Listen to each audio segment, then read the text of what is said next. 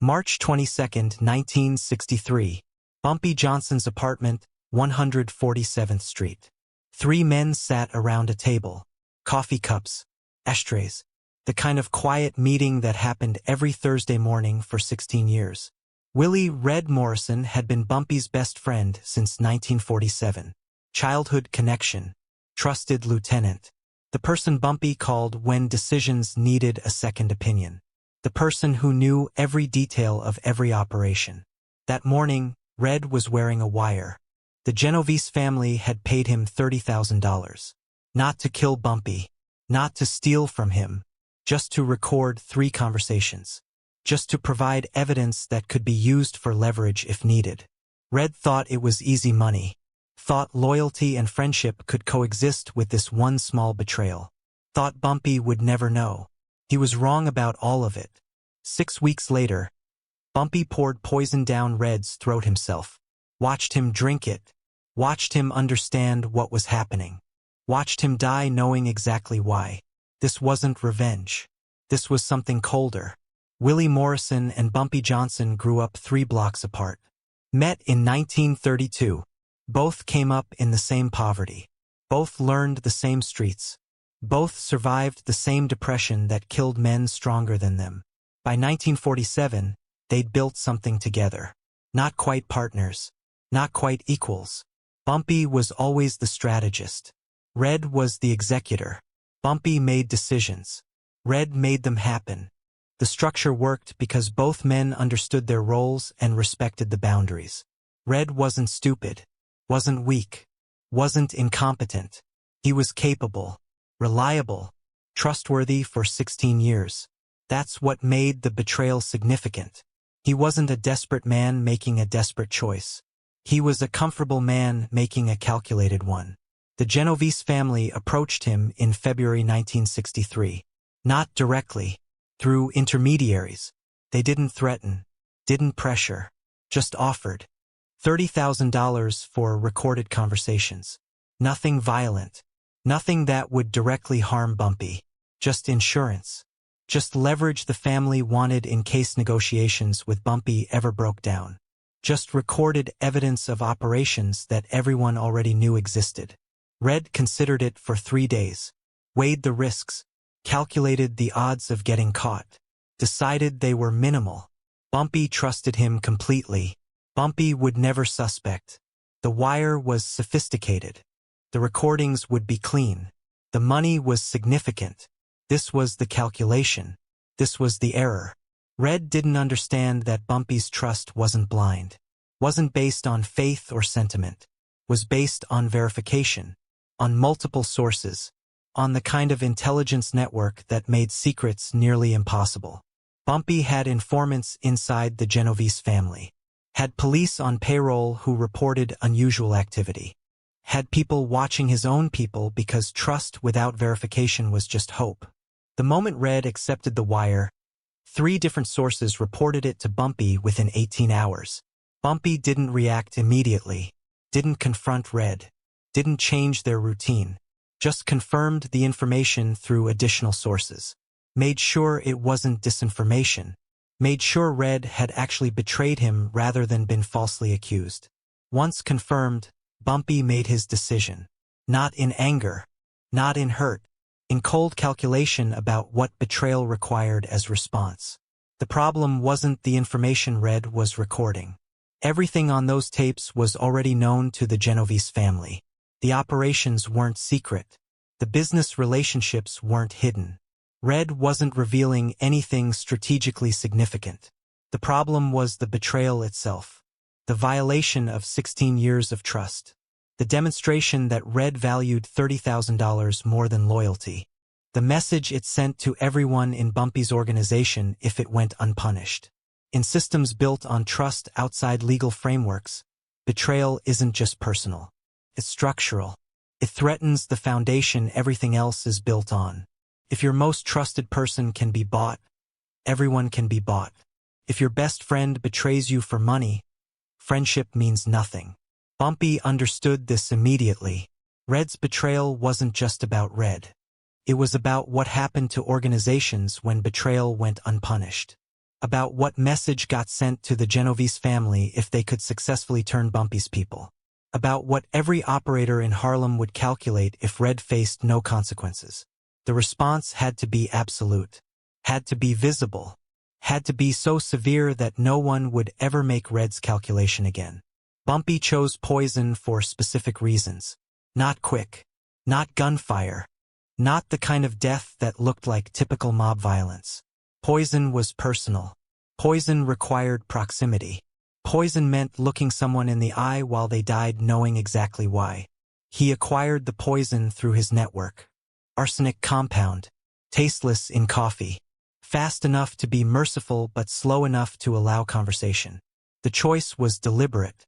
Everything Bumpy did was deliberate. For 6 weeks after Bumpy learned about the wire, nothing changed. Thursday morning meetings continued. Coffee and conversation. Red wore the wire every week. Recorded conversations. Passed recordings to his Genovese contacts. Collected money in installments. Red started to relax. Started to believe he'd gotten away with it. Started spending the money. New car. Better apartment. Small luxuries he'd denied himself for years. This was the mistake compounding the original mistake. Bumpy watched all of it. Noted every purchase. Every deviation from Red's normal patterns. Gathered more evidence. Confirmed again and again that the betrayal was real and ongoing. He also planted information. Ran conversations in those Thursday meetings that were specifically designed for the wire. Nothing classified. Nothing that would cause real damage. Just information calculated to make the Genovese family comfortable. To make them believe their investment in Red was paying off.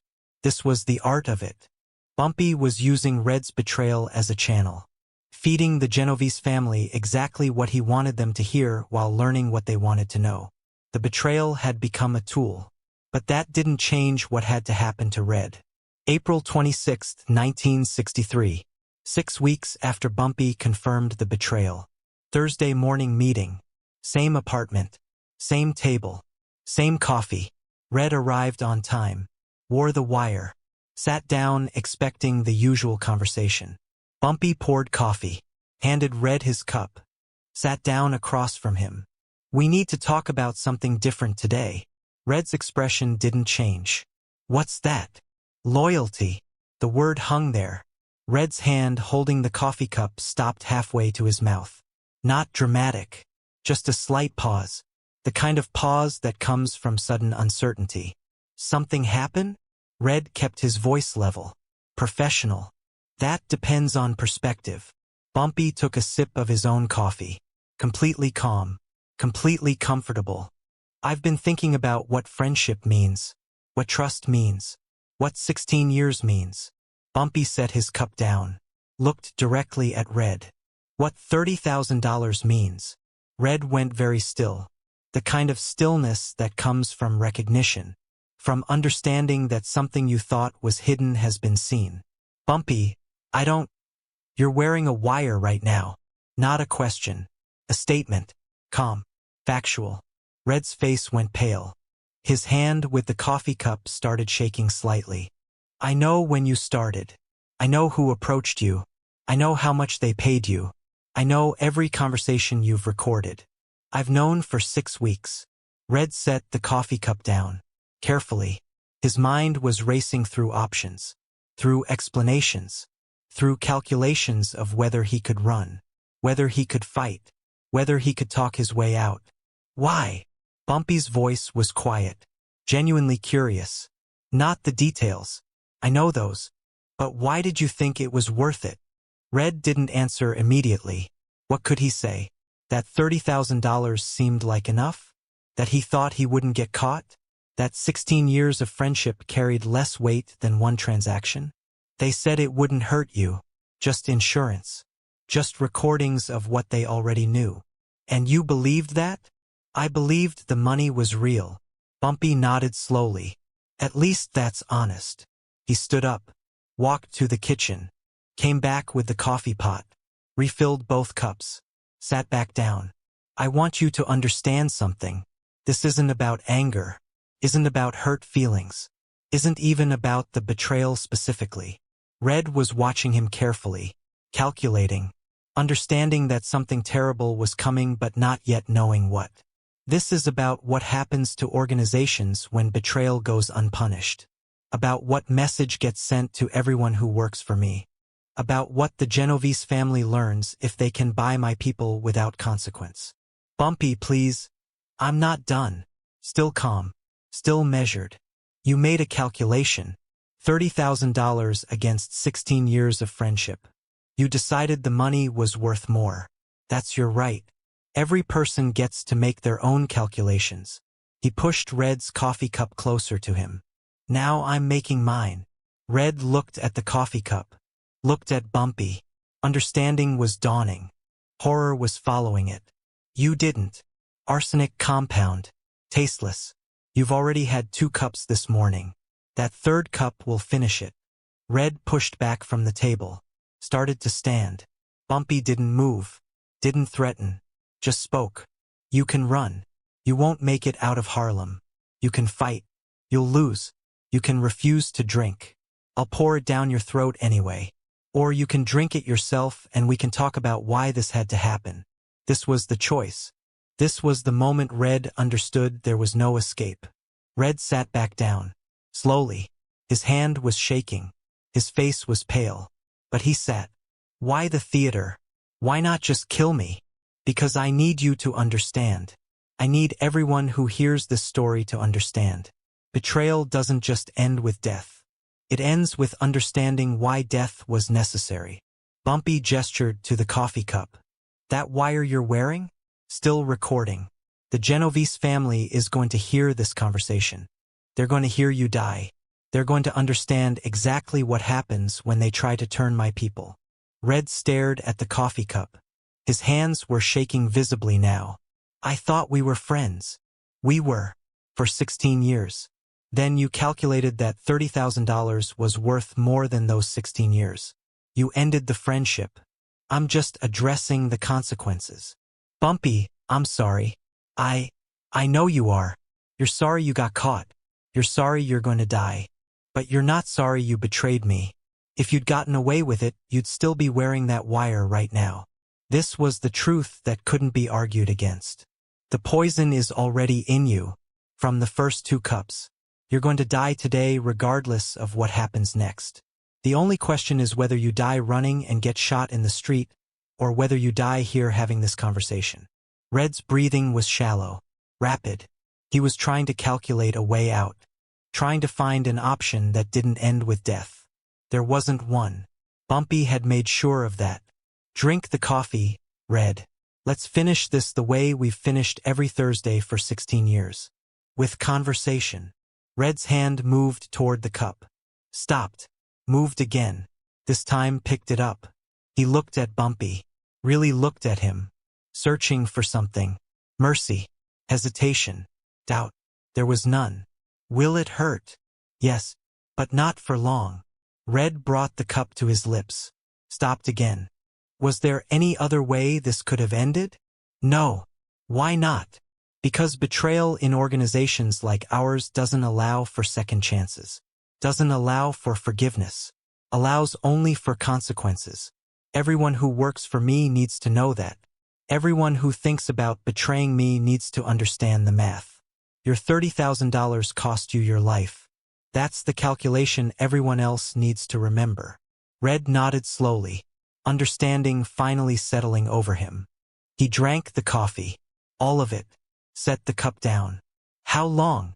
20 minutes. Maybe 30. They sat there, both men silent, the recording device capturing every moment, every breath, every second of Red's last half hour alive. After maybe 5 minutes, Red spoke. I knew it was wrong. When I took the money. I knew. I know. I thought the risk was worth it. Thought I was smart enough to get away with it. You were smart. Just not smarter than 16 years of my experience with betrayal. Red's breathing was becoming labored. The poison was working. His face was turning gray. Tell me something.